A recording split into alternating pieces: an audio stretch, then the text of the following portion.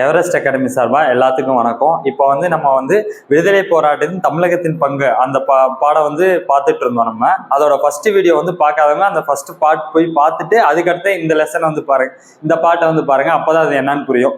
சரி, லெசனுக்குள்ள போலாமா? இப்போ நம்ம பிராமணர் அல்லாதோர் இயக்கம் அப்படிங்கிறது எப்போ 20th செஞ்சுரியில ஆரம்பிச்சிருப்பாங்க. எதனால ஆரம்பிச்சாங்க அப்படின்னு பாத்தீங்கன்னா அப்பெல்லாம் பிராமணர்களோட ஆதிக்கம் அதிகமா இருந்திருக்கும். பிராமணரோட ஆதிக்கம் அரசியல்ல, கல்வியில, இந்த மாதிரி வேலை வாய்ப்புல பிராமணர்களோட ஆதிக்கம் அதிகமா இருந்தனால பிராமணர் அல்லாதவர்கள் நமக்குன்னு ஒரு அமைப்பு ஏற்படுத்தி நம்மளும் அரசியல் வேலை வாய்ப்புகள்லாம் உரிமை நம்மளோட உரிமையை பெறணும் அப்படின்னு சொல்லிட்டு பிராமணர் அல்லாதோர் இயக்கம்னு சொல்லிட்டு ஸ்டார்ட் பண்ணியிருப்பாங்க. அதுல இப்போ 1913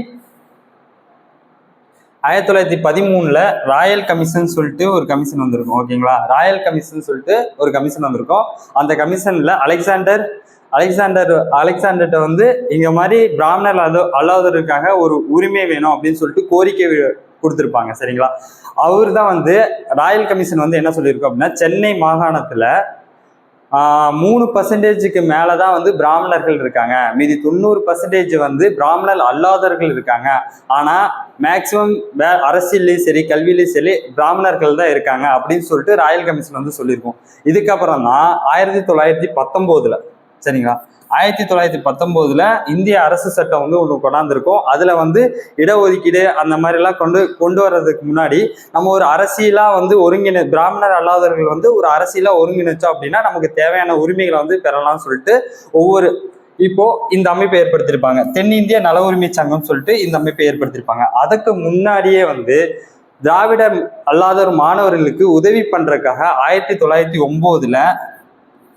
1909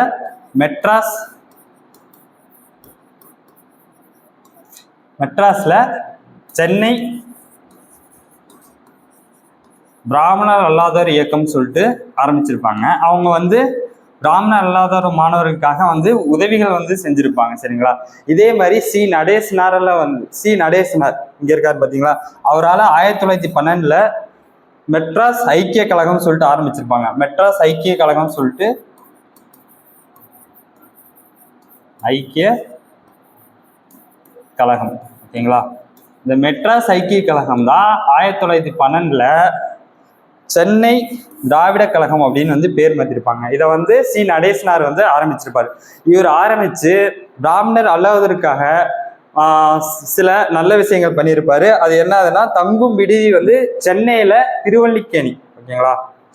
இங்க இருக்கு பாருங்க, சென்னையில திருவல்லிக்கேணி. அதாவது 1916 ஜூன் மாதத்துல பிராமணர் அல்லாத மாணவர்களுக்காக திராவிட சங்கத்தின் சார்பாக தங்கும் விடுதி, இது திராவிடர் இல்லம் அப்படின்னு சொல்லுவாங்க. திராவிடர் இல்லம் எங்க ஆரம்பிச்சிருக்காரு அப்படின்னா திருவல்லிக்கேணியில ஆரம்பிச்சிருப்பாரு.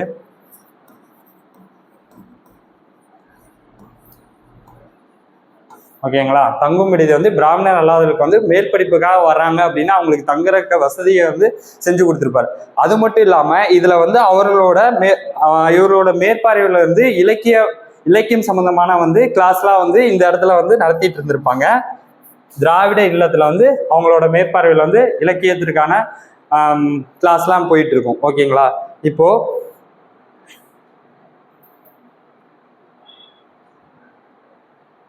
முதல் உலகப் போர் நடந்ததுக்கு அப்புறம் இந்திய அரசாங்கம் ஓகே நமக்கு ஒரு நல்ல அடுத்தது இந்தியர்களுக்கு ஒரு ஒதுக்கீடு தரணும், இடஒதுக்கீடு தரணும் அப்படின்னு சொல்லிட்டு நினைச்சிட்டு இருக்கும் போது ஓகே பிராமணரோட ஆதிக்கம் மேலும் வலுவடையும் சொல்லிட்டு இவங்க பிராமணர் அல்லாதவர்கள் என்ன பண்ணியிருப்பாங்க, நமக்குன்னு ஒரு அரசியல் அமைப்பு ஏற்படுத்தணும்னு சொல்லிட்டு ஆரம்பிச்ச அமைப்பு தான் என்ன அமைப்பு அப்படின்னா தென்னிந்திய நல உரிமை சங்கம்.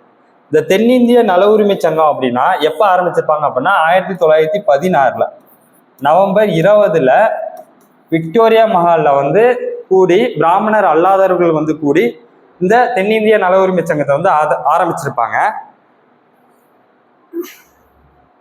பாருங்க, 1916 நவம்பர் 20. ஓகேங்களா? யார் ஆரம்பிச்சிருப்பாங்கன்னா சி நடேசனாரோட சேர்ந்து பி தியாகராயர் மற்றும் டாக்டர் TM நாயர், இவங்க 3 பேர்த்தோட தலைமையிலையும் தர்மாம்பல் அவங்களோட தலைமையிலும் 30 பிராமணர் அல்லாதவர்களோட சேர்ந்து விக்டோரியா மஹல்ல வந்து தென்னிந்திய நல உரிமை சங்கம் வந்து ஆரம்பிச்சிருப்பாங்க. இந்த தென்னிந்திய நல உரிமை சங்கம் வந்து எதற்காக ஆரம்பிச்சாங்கன்னு நான் சொன்னேன்னா, பிராமணர் அல்லாதவர்களின் நலன்களை மேம்படுத்துவதற்காக இந்த தென்னிந்திய நல உரிமை சங்கம் ஏற்படுத்தப்பட்டது. இங்கிலீஷ்ல வந்து சவுத் இந்தியன் லிபரல் ஃபெடரேஷன் அப்படின்னு சொல்லுவாங்க. அதே மாதிரி இந்த தென்னிந்திய நல உரிமை சங்கம் வந்து ஆரம்பிச்சத உடனே 1916 டிசம்பர்ல வந்து பிராமணர் அல்லாதோர் அறிக்கை அப்படின்னு சொல்லிட்டு ஒன்று வெளியிட்டிருப்பாங்க. அந்த பிராமணர் அல்லாதோர் அறிக்கையை வெளியிட்டுட்டு அதுல வந்து என்ன சொல்லியிருப்பாங்க அப்படின்னா, ஆங்கில அரசு தான் வந்து உண்மையான ஒரு ஆட்சியை தருது, நாங்க ஆங்கில அரசுக்கு எப்பயுமே வந்து விசுவாசமா இருப்போம் அப்படின்னு சொல்லிட்டு இந்த தென்னிந்திய நல உரிமை சங்கத்தின் சார்பா வந்து சொல்லியிருப்பாங்க. அதுல இன்னும் எக்ஸ்ட்ரா என்ன சொல்லியிருப்பாங்க, 4,1,00,000 மக்கள் வந்து சென்னை மாகாணத்துல இருக்காங்க. அதுல 4 கோடிக்கு மேல வந்து பிராமணர் அல்லாதவர்கள் தான் இருக்காங்க. அவங்களுக்கான உரிமையை வந்து கரெக்டா வந்து ஆங்கில அரசினால தான் கொடுக்க முடியும் அப்படின்னு சொல்லிட்டு அந்த பிராமணர் அல்லாத அறிக்கையில வந்து கொடுத்திருப்பாங்க. சரிங்களா? இதுக்கப்புறம் இந்த தென்னிந்திய நல உரிமை சங்கம் இருக்கு பாத்தீங்களா, இந்த தென்னிந்திய நல உரிமை சங்கங்கிறது நீதி கட்சி அப்படின்னு பேர் மாதிரி இருக்கும். ஓகேங்களா? இந்த தென்னிந்திய நல உரிமை சங்கங்கிறது 1916 நீதி கட்சின்னு பேர் மாதிரி இருக்கும். ஏன் நீதி கட்சின்னு பேர் மாதிரி இருக்குன்னா, இந்த தென்னிந்திய நல உரிமை சங்கம் வந்து மக்கள்கிட்ட நம்மளோட கருத்துக்களை வந்து பகிர்றதுக்காக 3 இதழ்களை வந்து வெளியிட்டு இருப்பாங்க. தமிழ்ல வந்து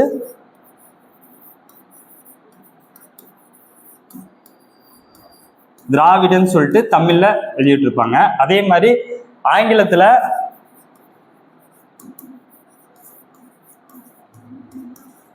ஜஸ்டிஸ்.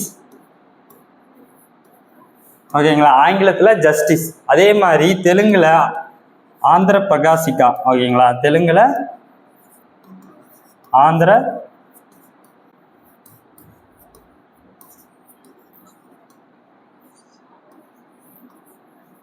ஆந்திர பிரகாசிகா. ஓகேங்களா? இந்த 3 இதழ்களை வந்து வெளியிட்டு இருப்பாங்க. இதோட ஆங்கில இதழான ஜஸ்டிஸை தான் வந்து இதோட பின்னால நீதி கட்சியோட பேர் வந்து ஜஸ்டிஸ் பார்ட்டின் மாதிரி இருக்கும். அதோட கொடியில கூட தராசு இருக்கும். ஓகேங்களா? நீதி கட்சியோட கொடியில தராசு சிம்பிள் தான் இருக்கும். ஓகேங்களா?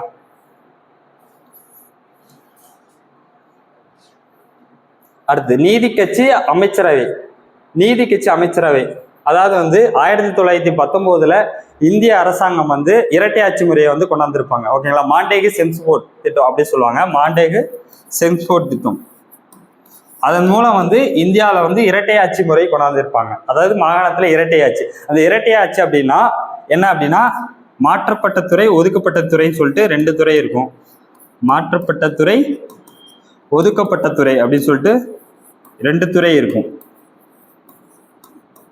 இந்த ஒதுக்கப்பட்ட துறை அது வந்து ஆங்கில அரசுக்கும், மாற்றப்பட்ட துறைகள் வந்து நம்ம மாகாண அரசுகளுக்கும் வந்து ஒதுக்கியிருப்பாங்க. அதாவது ஒதுக்கப்பட்ட துறைனா காவல், நிதி, அந்த மாதிரி துறைகளை ஒதுக்கப்பட்ட துறைகளுக்கும், கல்வி, இந்த மாதிரி வனம், இந்த மாதிரி இதெல்லாம் வந்து மாற்றப்பட்ட துறைகளுக்கும் மாற்றிருப்பாங்க. இந்த இரட்டையாட்சி 1919 இந்த இரட்டையாட்சி கொண்டாடும் போதுதான் இந்த இரட்டையாட்சி முறையை வந்து வரவேற்றிருப்பாங்க. நீதி கட்சி வந்து வரவேற்றிருக்கும். எதனால அப்படின்னா, நம்ம ஆட்சி மூலம் வந்து பிராமணர் அல்லாதவர்களுக்காக ஒரு உரிமையை வாங்கி தந்துடலாம் அப்படின்னு சொல்லிட்டு நீதி கட்சி வந்து நம்பியிருக்கும். அதனால இந்த இரட்டையாட்சி முறையை வந்து வரவேற்றிருப்பாங்க நீதி கட்சி.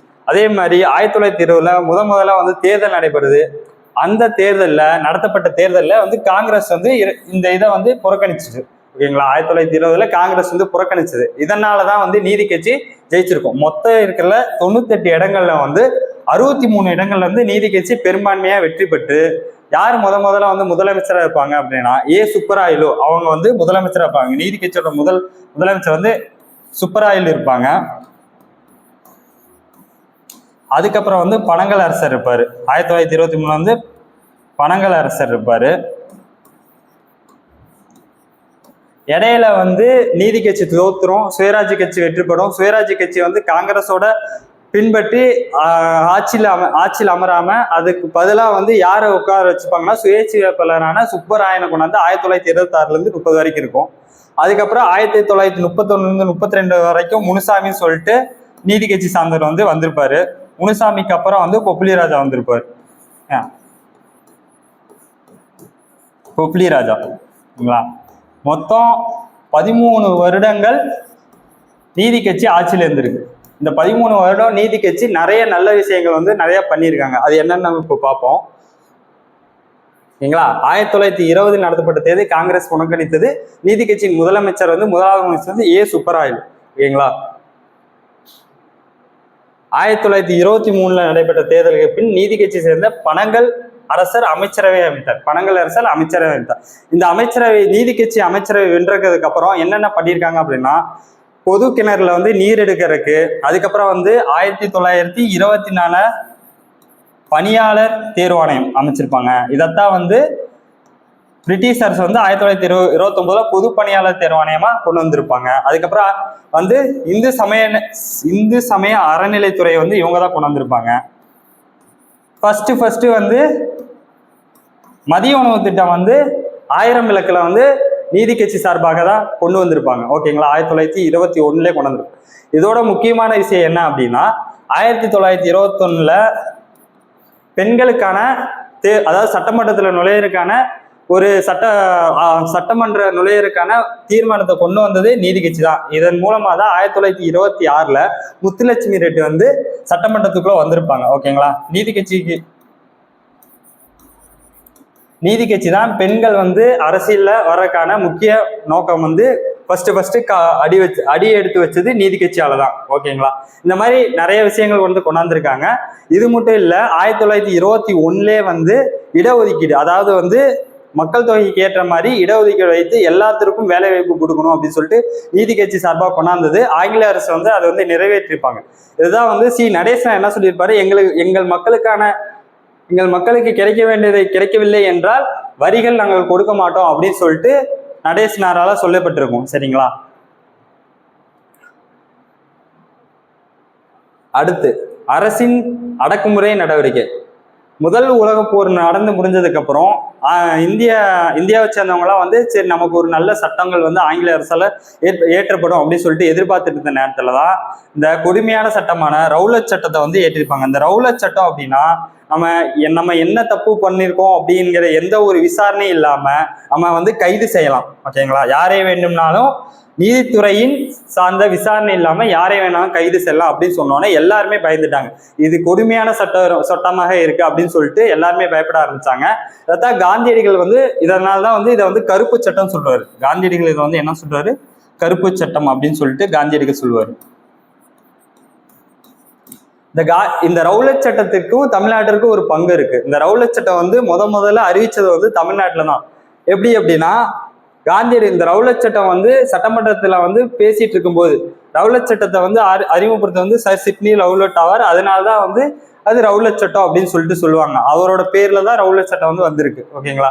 இந்த ரவுலட் சட்டம் எப்படின்னா, நீதித்துறை சார்ந்த விசாரணைகள் இல்லாமலே யாரை வேண்டும்னாலும் பயங்கரவாதி என குற்றம் சாட்டப்பட்டு சிறையில் அடைக்கலாம். ஓகேங்களா?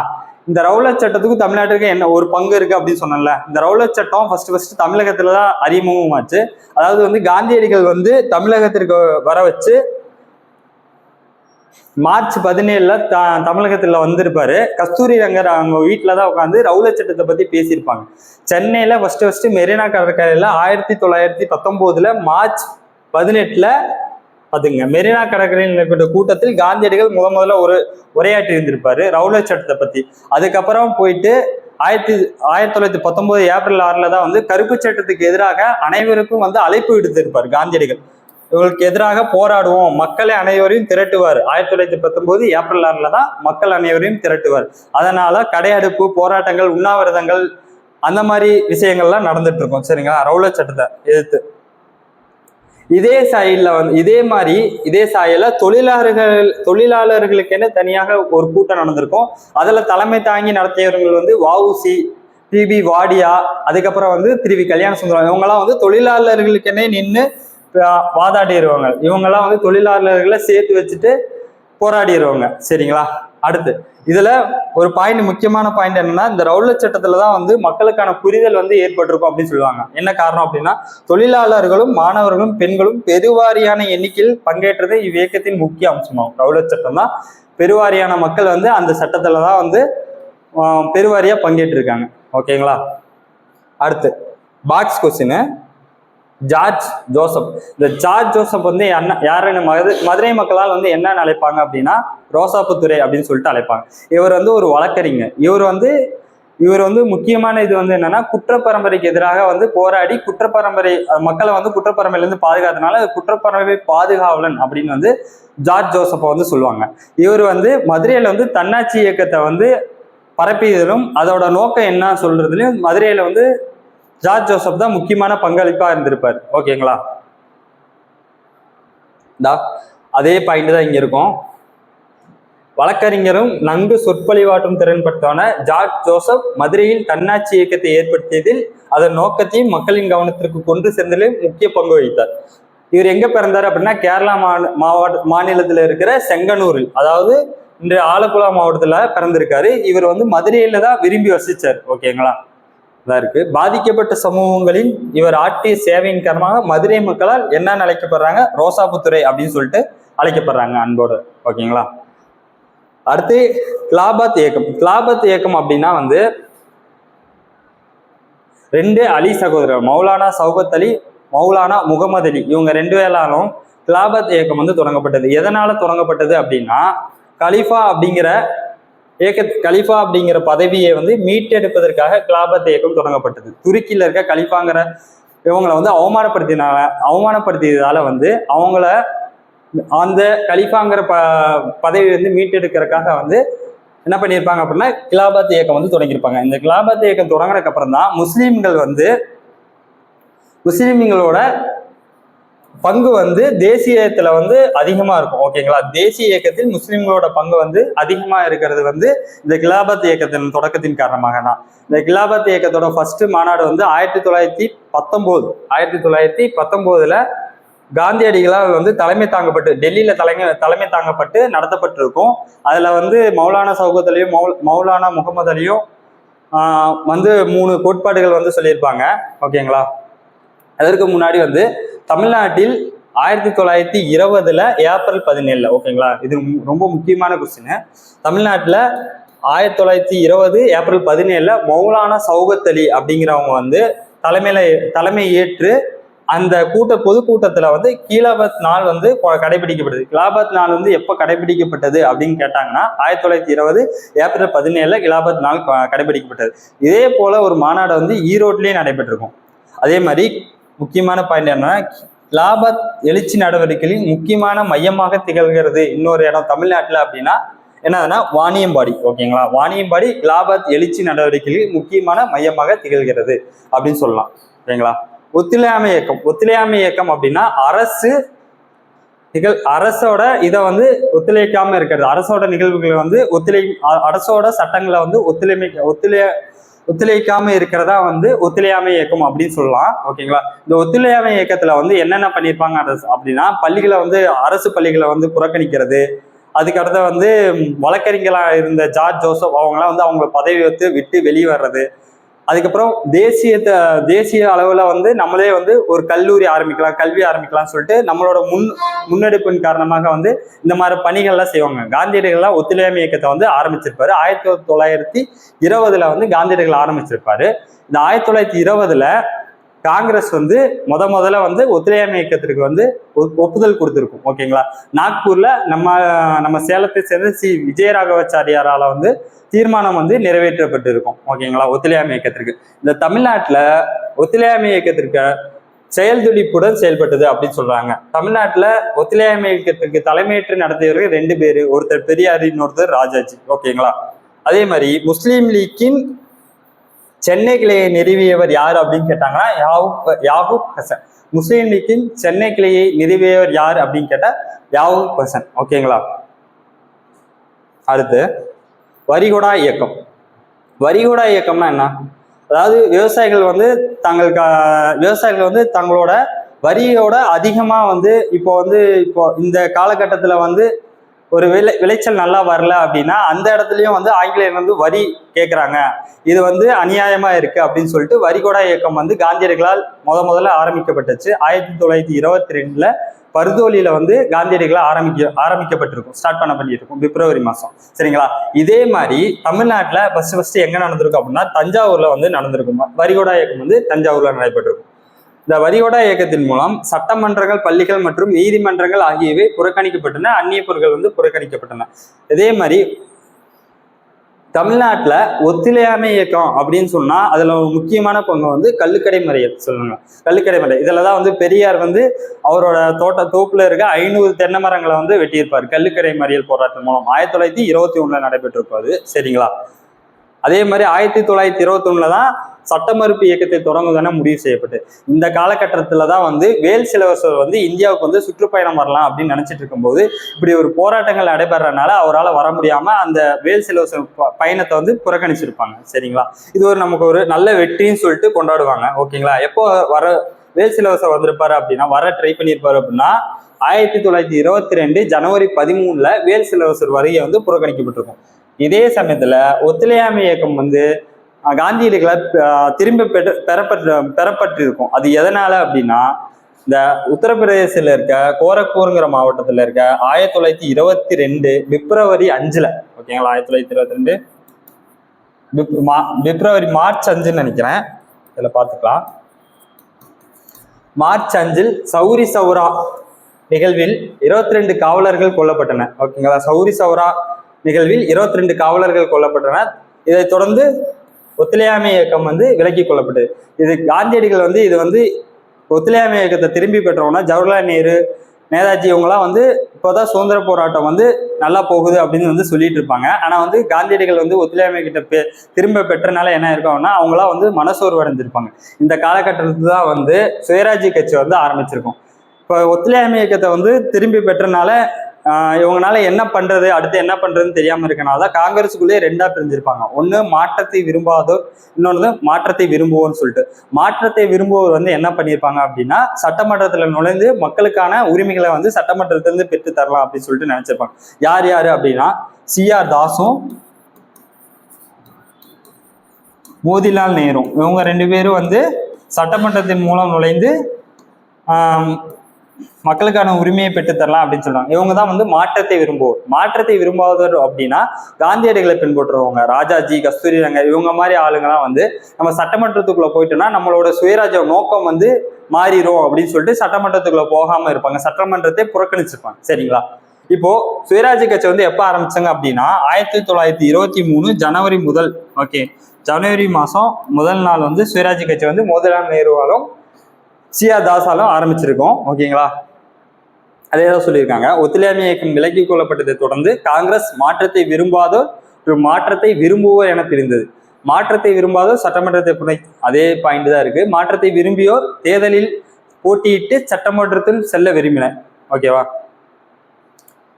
இந்த சுயராஜ்ய கட்சிகளோட தலைமையேற்று தமிழ்நாட்டில் யாரெல்லாம் தலைமையேற்றாங்க அப்படின்னா சீனிவாசனா மற்றும் சத்தியமூர்த்தி இவங்க 2 பேர் தான் தமிழ்நாட்டில் சுயராஜ்ய கட்சிக்கு தலைமையேற்று நடத்தினாங்க. ஓகேங்களா? சுயராஜ்ய கட்சி தமிழ்நாட்டில் தலைமையேற்று நடத்தியவங்க 2 பேர் சத்தியமூர்த்தி மற்றும் சீனிவாசனார். ஓகேங்களா? இப்போ ஃபர்ஸ்ட் வந்து 1926 தேர்தல் நடைபெறுது. அந்த 1926 தேர்தல் வந்து சுயராஜ்ய கட்சி வந்து பெருமளவில் வெற்றி பெற்றிருக்கு. ஆனா காங்கிரஸோட கூட்டணியில இருந்தனால காங்கிரஸோட அமைச்சரவை வந்து நம்ம வந்து சட்டமன்றத்துக்கு போகக்கூடாது அப்படிங்கிற ஒரே ஒரு நோக்கத்திற்காக அப்போ வந்து சுயாட்சியா நின்ன சுயேட்சை வேட்பாளராக இருந்த சுப்பராயன் சுப்பராயனுக்கு வந்து சுயராஜ்ய கட்சி வந்து வேட்பாளராக வந்து அதாவது வந்து அமைச்சரவை அமைக்க வந்து உதவி செஞ்சிருக்கும். ஓகேங்களா? இந்த சுப்பராயன் அப்படிங்கிறவங்க வந்து டார்க் ஹார்ஸ் அப்படின்னு சொல்லுவாங்க, கருப்பு குதிரை அப்படின்னு சொல்லுவாங்க. ஓகேங்களா? இவரை வந்து ஓகேங்களா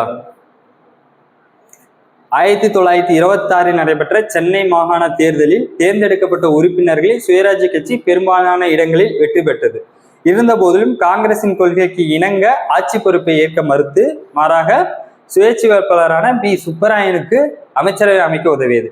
இதே மாதிரி 1930 நடைபெற்ற தேர்தலில் சுயராஜ்ய கட்சி போட்டியிடாதால் ஏன் போட்டியிடல அப்படின்னா 1925 தலைவரான CR தாஸ் வந்து இறந்திருப்பாரு. அதுக்கப்புறம் வந்து சுயராஜ்ய கட்சியில இருக்கவங்க எல்லாம் வந்து ஆங்கிலேயர்களோட வசம் ஏற்பட்டிருப்பாங்க. அவங்களோட பதவிகளை வந்து வாங்கி இருந்திருப்பாங்க. இந்த மாதிரி பெரிய பெரிய பதவிகள்ல வந்து சுயராஜ்ய கட்சி சேர்ந்தவங்க வந்து போயிருந்தனால, அதுக்கு அடிமையானதுனால சுயராஜ்ய கட்சி வந்து தேர்தல்ல இருந்து விலகி வந்திருப்பாங்க. அதுக்கப்புறம் வந்து நீதி கட்சி வந்து 1937 வரைக்கும் நீதி கட்சி தான் வந்து ஆட்சியில் இருக்கும். சரிங்களா? அடுத்து சைமன் குழுவை புறக்கணித்தல். சைமன் குழுவை ஏன் புறக்கணிக்கிறாங்க அப்படின்னா, 1919 இந்திய அரசு சட்டம் இருக்குல்ல, அதை வந்து சீர்திருத்தம் பண்றதுக்காக சைமன் தலைமையில வந்து 7 பேர் வந்து குழு அமைச்சிருப்பாங்க. அந்த சைமன் குழு வந்து 1927ல இந்தியா வந்திருக்கும். இதை ஏன் புறக்கணிக்கிறாங்க அப்படின்னா, வெள்ளையர்கள் அந்த 7 பேர் குழுவுல ஒரு இந்தியர் கூட இல்லாதனால எல்லாரும் வந்து கோபம் அடைஞ்சு அதை புறக்கணிச்சிருப்பாங்க. சரிங்களா? இந்த புறக்கணிப்புல தான் வந்து எல்லாரும் கருப்பு கொடி ஏற்றி போராட்டம் பண்ணிட்டு இருக்கும்போது லாலா லஜபதி ராயெல்லாம் தடி அடிப்பட்டு கொஞ்ச நாள் இறந்துருவார் சைமன் குழு எதிர்ப்பு போராட்டத்துல தான். ஓகேங்களா?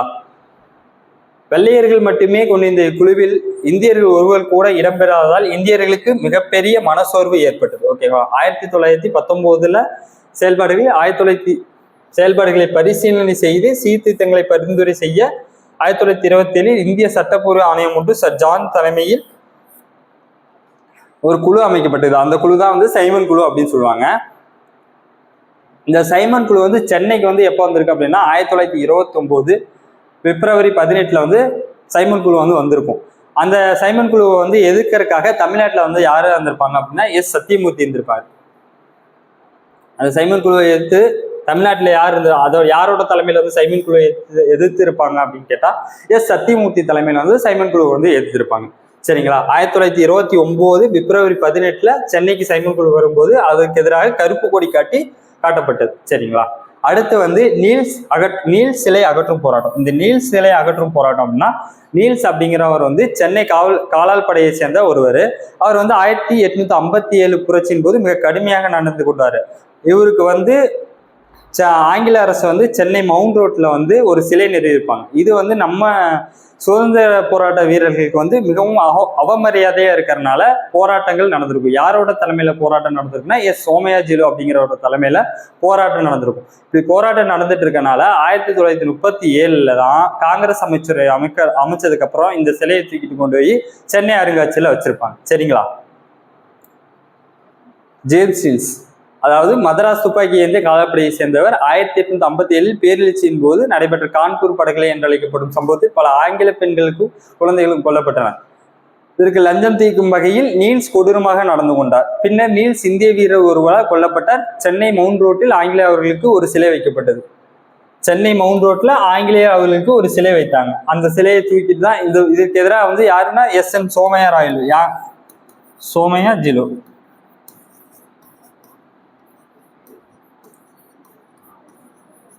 அப்படிங்கிறவர் வந்து திருநெல்வேலியை சேர்ந்தவர். அவர் வந்து அவரோட தலைமையில போராட்டம் நடந்திருக்கும். இதை வந்து 1937 ராஜாஜி தலைமையில் காங்கிரஸ் அமைச்சரவை அமைத்து இச்சிலை அகற்றப்பட்டு சென்னை அருங்காட்சியகத்தில் எடுத்துக்கொண்டு வந்து வச்சிருப்பாங்க. சரிங்களா? அடுத்து சட்டமறுப்பு இயக்கம். சட்டமறுப்பு இயக்கத்துல பூர்ண சுயராஜ்யத்தை நோக்கி அப்படின்னா வந்து ஒவ்வொருத்தங்களுக்கும் ஒவ்வொரு இப்போ வந்து தன்னாட்சி இயக்கம் அப்படின்னு சொல்லிட்டு அன்னி பெசண்டால ஆரம்பிக்கப்பட்டுச்சு அப்படின்னா அவங்க வந்து என்ன மாதிரி ஒரு தாட்ல இருந்திருப்பாங்க அப்படின்னா ஆங்கிலேயருக்கு ஓரளவான விசுவாசமான தன்னாட்சி அப்படின்னு சொல்லிட்டு இருந்திருக்கும்.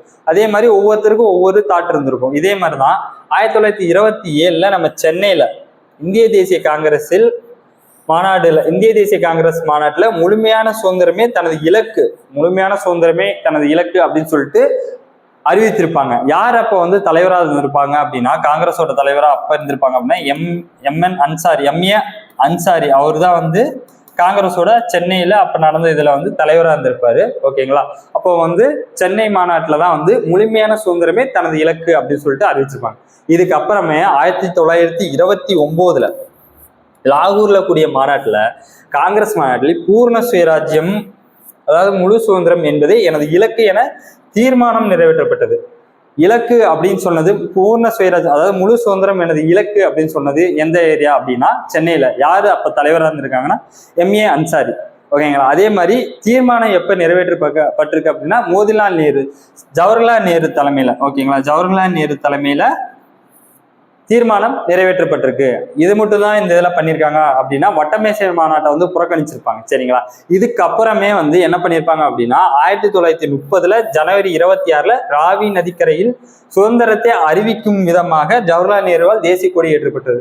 இப்போ ஜனவரி 26 வந்து நம்ம குடியரசு தினம் கொண்டாடுறோம், எதனாலன்னு தெரியுதா? இதுக்கு முன்னாடியே வந்து இந்த மாதிரி ஜனவரி 26ஆம் தேதி தேசிய கொடியை ஏற்றி கொண்டாடிப்பாங்க. அது வழக்கமாக தான் வந்து குடியரசு தினம் வந்து ஜனவரி 26 வச்சிருக்காங்க. ஓகேங்களா?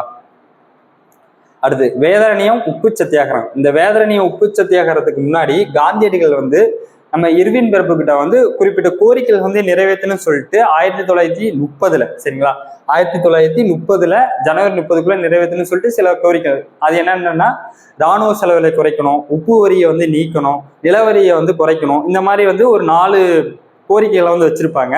இதை வந்து இர்வின் பிரபு ஏற்காதனால என்ன ஆயிருக்கும் அப்படின்னா காந்தியடிகள் உடனே சட்ட மறுப்பு இயக்கத்தை தொடங்கலாம் அப்படின்னு நினைச்சிட்டு இருப்பாரு. ஃபர்ஸ்ட் தொடங்கலாம் சட்ட மறுப்பு இருக்கும். அதுல வந்து உப்பு சத்தியாகிரகம் வந்து தமிழ்நாட்டுல வேதாரண்யத்திலிருந்து தொடங்கியிருப்பாங்க. வேதாரண்யம் உப்பு சத்தியாகிரகம் சொல்லியிருப்பாங்க. அதே வந்து இந்தியாவில வந்து காந்தியடிகள் வந்து சபர்மதி ஆசிரமத்துல இருந்து தண்டி வரைக்கும் 78 பேரோட வந்து போயிருப்பாரு. ஓகேங்களா? அங்க போயிட்டு எப்ப ஸ்டார்ட் பண்ணியிருப்பாங்க அப்படின்னா மார்ச் 12 அங்க ஸ்டார்ட் பண்ணி ஏப்ரல் 5 போய் சேர்ந்திருப்பாங்க. ஏப்ரல் 6 உப்பள்ளி மீறி இருப்பாங்க, உப்பு சட்டத்தை வந்து மீறி இருப்பாங்க. அதே மாதிரி தமிழ்நாட்டுல வந்து என்ன பண்ணியிருப்பாங்க அப்படின்னா தமிழ்நாட்டுல வந்து ராஜாஜியோட தலைமையில உப்பு சத்தியாகிரகம் ஏற்பாடு செய்யறாங்க. அதுல 100 பேர் வந்து அதுல வந்து 1000 பேர் வந்து தனக்கு முன்னாக வந்து அதுல பங்கேற்கலாம் அப்படின்னு வரும்போது அதுல 100 பேர்த்த தேர்ந்தெடுத்து ராஜாஜி வந்து திருச்சியில இருந்து தஞ்சாவூர்ல இருக்க வேதாரண்யம் வரைக்கும் ஒரு உப்பு சத்தியாகிரகத்தை மேற்கொள்றதுக்காக தொடங்கியிருப்பாரு. ஓகேங்களா? இந்த உப்பு சத்தியாகிரகத்துலதான் வந்து நம்ம நாமக்கல் கவிஞர் வே ராமலிங்கனார் வந்து கத்தியின்றி ரத்தமின்றி யுத்தம் ஒன்று வருகிறது, சத்தியத்தி வித்தியத்தி நம்பியாறு சேர்வீர் அப்படிங்கிற ஒரு அருமையான பாடலை வந்து இந்த உப்பு சத்தியாகிரகத்துல அப்பதான் வந்து நம்ம நாமக்கல் கவிஞர் வே ராமலிங்கனால வந்து பாடப்பட்டிருக்கும். ஓகேங்களா? இப்போ வேதாரண்யத்துல வந்து எப்போ உப்பு சத்தியாகிரகம் தமிழ்நாட்டுல ஸ்டார்ட் பண்ணியிருப்பாங்க அப்படின்னா 1930 ஏப்ரல் 13 ஸ்டார்ட் பண்ணி ஏப்ரல் 28 போயிட்டு அங்க சேர்ந்திருப்பாங்க வேதாரண்யத்துல. அங்க அடுத்த நாள் வந்து 12 பேர் வந்து உப்பு சட்டத்தை மீறி உப்பு அழியிருப்பாங்க ராஜாஜி கூட சேர்ந்து. ஓகேங்களா? இந்த உப்பு சட்டத்தை மீறியதுக்காக ஃபர்ஸ்ட் சிறை சென்ற பெண்மணி யார் அப்படின்னா ருக்குமதி லட்சுமதி. ஓகேங்களா? ருக்குமணி லட்சுமதி வேதாரண்யம் சென்றடைந்த பின்னர் ராஜாஜியின் தலைமையில் 12 தொண்டர்கள் உப்பு சட்டத்தை மீறி உப்பு அள்ளினர். ஓகேங்களா? அடுத்து தமிழக மாவட்டங்களில் பரவலாக போராட்டங்கள். அதாவது வந்து டி பிரகாசம், கே நாகேஸ்வர ராவ் இவங்க தலைமையில வந்து சத்தியாகிரகிகள் வந்து உதயவனம் அப்படிங்கிற இடத்துல வந்து முகாமையிட்டு தங்கியிருப்பாங்க. அது காவல்துறைகளால் வந்து கண்டுபிடிச்சு கைது செஞ்சிருப்பாங்க. இதுக்கப்புறம் போராட்டங்கள் நிறைய நடைபெறும். ராமேஸ்வரத்துல வந்து உப்பு சத்தியாகிரகம் மேற்கொள்ள முயன்ற தொண்டர்கள் வந்து கைது செய்யப்பட்டிருப்பாங்க. அதுக்கப்புறம் திருவல்லிக்கேணியில வந்து காவல்துறையினால் வந்து மோதல் ஏற்பட்டிருக்கும். காவல்துறையினருக்கும் போராட்டக்காரங்களுக்கு இடையில வந்து மோதல் ஏற்பட்டிருக்கும். ஓகேங்களா?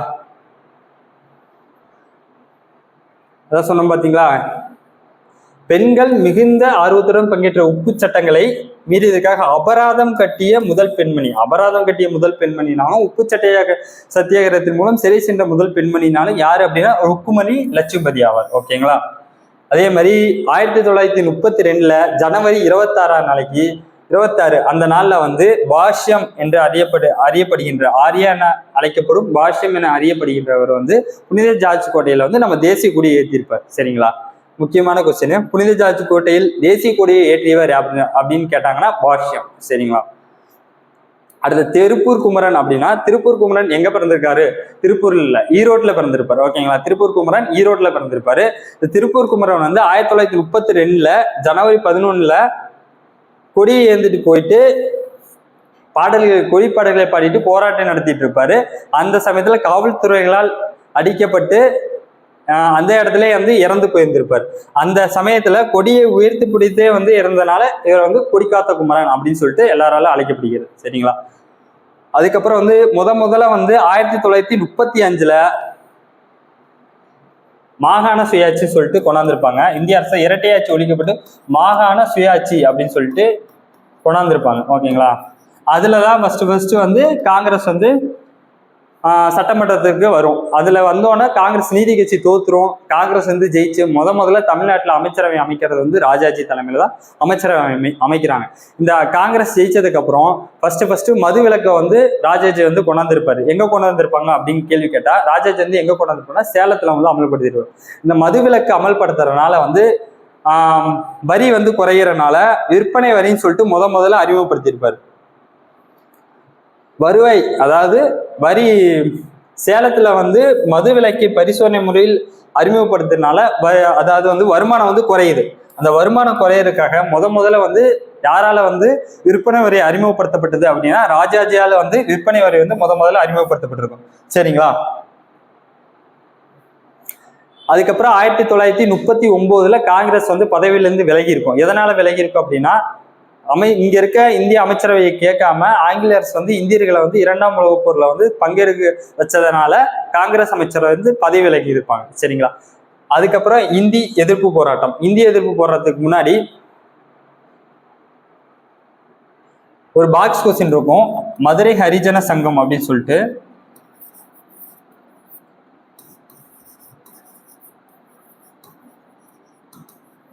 அதோட தலைவரா வந்து வைத்தியநாதனும் என் கோபாலசாமி இருப்பாங்க.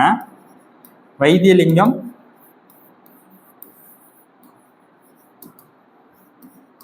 கோபாலசாமி, இவங்க 2 பேரும் அதோட தலைவராக இருப்பாங்க.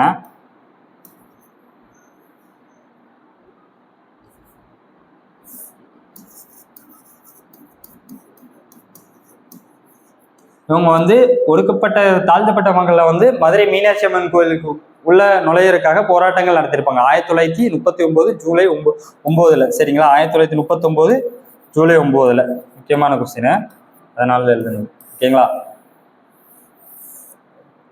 மதுரை ஹரிஜன சேவா சங்கம். ஓகேங்களா? அடுத்து இந்திய எதிர்ப்பு போராட்டம். இந்திய எதிர்ப்பு போராட்டம் வந்து 1937 காங்கிரஸ் அமைச்சரை அமைத்து ராஜாஜியால வந்து ஹிந்தி வந்து கட்டாய பாடமாக அமல்படுத்தப்பட்டுச்சு. இதனால வந்து பெரும் போராட்டங்கள் ஏற்பட்டது.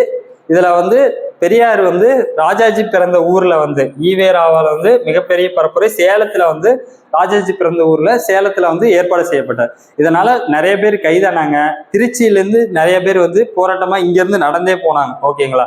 இதுல வந்து 2 பேர் வந்து இறந்துட்டாங்க சிறையிலே, தாளமுத்தும் நடராஜன் சொல்லிட்டு 2 போராட்ட வீரர்கள் வந்து இறந்துட்டாங்க, மொழிப்போர் தியாகிகள் இவங்க. சரிங்களா? காங்கிரஸ் அரசு வந்து 1939 வந்து பதவி விலகிச்சு சொல்லுங்க. அதுக்கப்புறம் வந்து ஆளுநர் வந்து இந்தி கட்டாய பாடம் என்பதுல இருந்து நீக்கியிருப்பார். சரிங்களா? அடுத்து வெள்ளையனே வெளியேறு இயக்கம். வெள்ளையனே வெளியேறு இயக்கம் வந்து பம்பாயில நடைபெற்ற காங்கிரஸ் மாநாட்டில் வந்து காந்தியடிகளா வந்து 1942 ஆகஸ்ட் 8 வந்து தீர்மானம், வெள்ளையனே வெளியேறு இருக்கும் தீர்மானம் வந்து நிறைவேற்றிருப்பாங்க.